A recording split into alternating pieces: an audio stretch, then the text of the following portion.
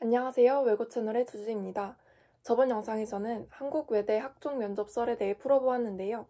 오늘은 숙대 학종 면접 후기 썰을 풀어보도록 하겠습니다. 숙대는 제 첫 대학교 면접이었는데 처음부터 그렇게 말아먹고 광탈을 한 슬픈 역사가 있습니다. 제 영상 참고하셔서 여러분들은 꼭 최종 합격하셨으면 좋겠습니다. 그렇다면 바지! 저는 수능 일주일 후였던 2019년 11월 23일 토요일에 면접을 보게 되었습니다. 저는 오전 면접이어서 8시 30분까지 입시를 하였고 9시 30분부터 가번호 1번 면접을 시작했습니다. 수험번호랑 상관없이 면접 대기실에 가면 가번호가 부여됩니다. 이 가번호 순서대로 면접을 진행하게 됩니다. 심층 면접이기 때문에 한 사람당 15분씩 보고 저는 프랑스 언어 문화학과에 지원하였지만 한국어 독어 미디어학과랑 같이 대기실을 썼습니다.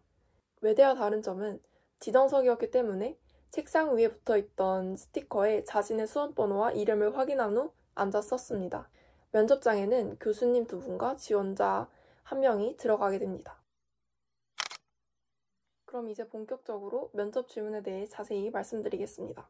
저는 프랑스 언어 문화학과에 지원한 학생들 중 가장 먼저 면접을 보게 되었습니다. 그래서 매우 떨리는 상태로 면접장에 들어갔는데요.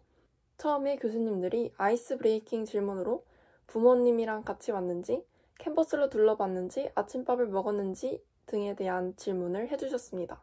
이 질문들이 끝나고 본격적으로 심층 면접이 진행되었습니다. 먼저 저의 첫 번째 질문은 숙명여대에 지원한 동기와 미래 계획에 대해 말해주세요 였습니다. 이 질문은 매우 쉽고 예상할 수 있는 질문이죠. 저의 답변은 정숙, 현명, 정대를 지향하는 여성교육과 민족의 주체성, 정통성을 확립하는 민족교육을 격변하는 시대에 부응하여 재창조하려는 숙명여대의 비전과 저의 가치관, 미래계획이 부합한다고 생각되기 때문입니다. 항상 저의 삶을 성찰하고 반성하며 시대에 적응하며 사는 것이 저의 가치관입니다. 또한 저는 우리나라의 문화를 전파하는 것뿐만 아니라 우리나라 국민들이 우리 문화에 관심을 가질 수 있도록 노력하고 더 나아가 해외에 퍼져있는 우리나라 문화재를 환수하는 것이 저의 미래 계획입니다. 제가 숙명여자대학교에 진학한다면 숙명의 교육과 저의 미래 계획이 시너지를 이루어 글로벌 인재로 성장할 수 있을 것 같습니다. 라고 답변을 했습니다. 이 질문에 대해서는 이미 예상 답변을 적어놨었기 때문에 거의 외운 대로 답변을 한 것 같습니다. 이것에 대한 꼬리 질문으로 정대의 뜻이 무엇인가? 라는 질문을 하셨는데 저는 이때 정말 당황했었습니다. 왜냐하면 정대의 뜻을 정말 몰랐기 때문입니다. 하지만 정말 당당하게 잘 모르겠습니다. 라고 대답을 했었습니다. 그러자 그거에 대한 꼬리 질문으로 정숙의 뜻이 무엇입니까? 라는 질문을 받았습니다. 근데 저는 이때 조금 당황을 했던 게 정숙이라는 단어를 제가 알고 있는 바로는 조용하고 조신하고 단아한 이런 이미지였는데 여대이다 보니까 뭔가 이러한 표현에 민감하다고 생각이 되어서 혼자 저의 과민 반응이었던 것 같은데 이 뜻을 말하지 않고 그냥 얼버무리면서 대답을 했었는데 그랬더니 교수님이 저의 말을 끊고 그게 아니라 정숙은 여성의 미덕입니다. 라고 말씀을 하셨습니다. 그래서 이게 뭐지? 하고 넘어갔던 기억이 있습니다. 하지만 여기서 끝이 아닙니다. 또 꼬리 질문을 하셨습니다. 아까 제가 답변했던 거에 대한 꼬리 질문인데 시대에 부응하여 행동하는 것이 무엇입니까? 라는 질문을 받았습니다. 저는 이것에 대한 답변으로 지금 시대에 부응하는 것은 4차 산업혁명으로 넘쳐나는 정보를 자신의 주관에 맞게 분별할 수 있는 능력을 기르는 것입니다. 라고 답변을 했었습니다. 또 꼬리 질문으로 그렇다면 21세기 사회에 가부장적인 정숙의 태도를 유지하는 것이 올바른가요? 라는 질문을 받았습니다. 이것에 대한 답변으로는 저는 21세기에 맞는 정숙을 유지하는 것이 옳다고 생각합니다. 라고 답변을 했었습니다. 첫 번째 질문부터 이렇게 꼬리 질문을 4개나 받고 너무 제가 생각했던 면접과는 달랐기 때문에 이때 이미 멘탈이 나간 상태로 면접을 진행했었습니다. 멘탈이 나간 상태로 두 번째 질문을 받게 되었습니다. 두 번째 질문은 문화 외교관과 다른 외교관의 차이점이 무엇인가요? 라는 질문이었습니다. 저는 문화 외교관은 자국의 문화를 전파하는 것뿐만 아니라 타국과 문화 교류를 통해 서로의 문화 장벽을 낮추고 문화 네트워크를 형성하는 일을 합니다. 우리나라 국민들이 주체적으로 우리 문화에 자긍심을 가질 수 있도록 노력하고 또한 문화유산을 환수하는 일 또한 문화외교관의 역할입니다. 라고 대답을 했었습니다. 이 답변은 부족한 것도 없고 특별한 것도 없는 답변이었던 것 같습니다. 그 다음 세 번째 질문으로는 1학년 국어 시간에 훈민정음 창제 원리에 대해 알아보았다고 하는데 훈민정음 창제 원리가 무엇입니까? 라는 질문을 받았습니다. 저는 이때 조금 당황을 했었습니다. 왜냐하면 1학년 국어 세특에 정말 중요하지 않았던 문구였는데 이 문구를 가지고 질문을 하셔서 훈민정음 창제 원리를 알고 있었음에도 불구하고 이 직업적인 부분에서 나왔다는 것에 당황을 해서 처음 답변에서는 당황한 티를 매우 냈었습니다. 첫 번째 답변에서는 제가 훈민정음 창제 배경에 대해서 말을 해버렸습니다.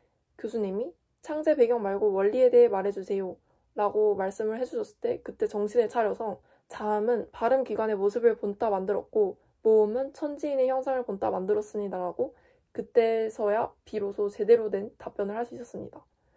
이 질문도 저의 당황함을 최대치로 보여주는 질문이었던 것 같습니다. 네 번째 질문으로는 세네갈과 콩고 민주공화국의 도시 연구를 하였다고 하였는데 다른 불어권 국가들 중 특히 이 나라를 선택한 이유가 있나요? 라는 질문이었습니다. 이 질문에 대한 답변으로는 제가 3년 동안 프랑스 문화에 대해 공부하면서 유럽 내 불어권 국가나 퀘벡주에 대해서는 많이 조사하였지만 상대적으로 아프리카 내 불어권 국가들에 대한 조사가 미흡하다고 생각하여 세네갈과 콩고 민주공화국에 대해 조사하게 되었습니다. 라고 답변을 했었습니다. 그러자 이것에 대한 꼬리 질문으로 제가 이 활동을 진짜 하였는지 검증하기 위해서 그 조사를 통해 무엇을 알게 되었나요? 라는 질문을 받았습니다. 저는 유럽 내 불어권 국가들과 아프리카 내 불어권 국가들의 공통점과 차이점을 알게 되었습니다. 먼저 공통점은 둘 다 프랑스어를 사용한다는 점이고 스위스와 벨기에와 같은 유럽 내 불어권 국가들은 프랑스와 지리적으로 인접해 있기 때문에 프랑스어가 공용어인 경우가 많고 아프리카 내 불어권 국가들은 프랑스의 식민지배의 영향을 받아 사용하는 경우가 많고 지금 현재에도 아프리카 국가들의 프랑스어 사용을 증진하기 위해 프랑스어권 국제기구 OEF에 가입시켜 유대감을 조성하고 있습니다. 라는 답변을 했었습니다. 이 답변은 그냥 제가 알고 있었던 내용 그대로 서술했던 것 같습니다. 다섯 번째 질문으로는 리더로서 민주적 의사를 항상 따르는 것이 옳다고 생각합니까? 라는 질문이었습니다. 이 질문은 생기부 기반도 아니고 자소서 기반도 아니고 그냥 물어보신 것 같습니다. 저는 이것에 대한 답변으로 저는 항상 민주적 의사를 따르는 것이 옳다고 생각합니다. 물론 리더의 의견과 주관을 밀고 나간다면 일이 더 빨리 진행될 수 있습니다. 하지만 리더뿐만 아니라 구성원들 또한 참여하는 것이기 때문에 구성원들의 적극적인 참여를 위해선 항상 민주적 의사를 따르는 것이 옳다고 생각합니다. 라고 답변을 했었습니다. 마지막으로 여섯 번째 질문으로는 숙명여대가 지원자를 뽑아야 하는 이유를 어필해보세요. 라는 질문이었습니다. 저의 답변은 면접관님들 모두 외젠 들라크루아의 민중을 이끄는 자유의 여신이라는 그림을 아실 것입니다. 이 그림의 여성은 왼손에는 총을 들고 오른손에는 자유, 평등, 박애를 상징하는 삼색기를 들고 있습니다. 저는 숙명여자대학교의 교육을 받아 지덕체를 갖춘 미래 인재로 성장한 후 왼손에 총을 든 모습처럼 자국의 이익을 추구할 때는 다소 냉정한 모습을 보이면서도 오른손에 삼색기를 든 모습처럼 부드러운 힘으로 우리나라 국민들이 우리 문화에 자긍심과 관심을 가질 수 있도록 노력하는 문화외교관으로 거듭나도록 하겠습니다. 감사합니다. 라고 대답을 했습니다. 이 답변도 제가 예상 답변으로 작성을 했었고 외운 답변이었기 때문에 쉽게 할 수 있는 답변이었습니다. 여기까지가 저의 질문 면접에 대한 이야기였습니다. 제가 숙대 면접을 보고 느낀 점은 생각보다 면접 분위기가 딱딱했다는 점이었습니다. 심층 면접이어서 그럴 수도 있고 교수님과 과마다 다를 수도 있기 때문에 이 점은 그냥 참고해 주시면 감사할 것 같습니다. 그리고 두 번째로는 꼬리 질문을 매우 많이 받게 된다는 점입니다. 당연히 심층 면접이기 때문에 제 답변에 허술한 점이 있으면 그 점에 대해서 깊게 파고드셔서 교수님들이 질문을 덧붙여서 하시는 것 같습니다.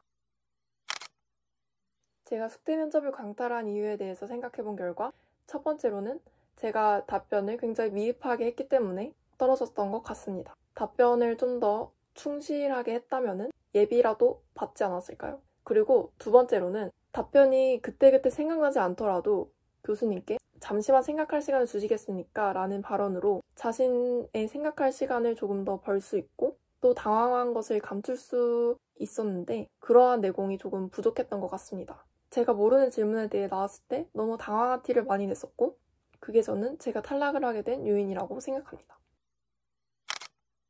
숙대 면접 팁으로 제가 말씀드리고 싶은 것은 생기부와 자소서를 꼼꼼하게 분석해라입니다. 자신이 생각지도 못한 지엽적인 부분에서 질문이 나오기 때문에 일단 기초적으로 자신의 생기부와 자소서에 있는 모든 내용을 숙지하여야 하고 그 숙지한 내용을 바탕으로 심화 질문에 대답할 수 있는 준비 또한 철저히 하셔야 면접장에 가서 당황하지 않고 답변을 할 수 있습니다.